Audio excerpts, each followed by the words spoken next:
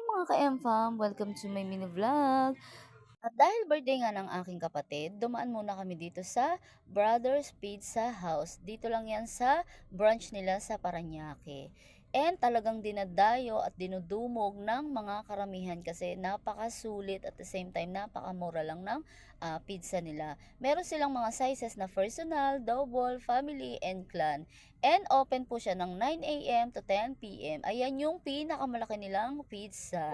So, yung sugar daddy ko na lang yung pinakuha ko ng order na. Excited pa naman sana kung idikit ito, kaso wala naman pwedeng paglagyan.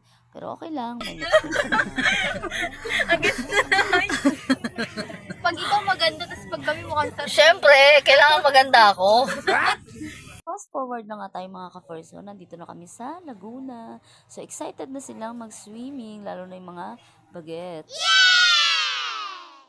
At dahil nga birthday ng kapatid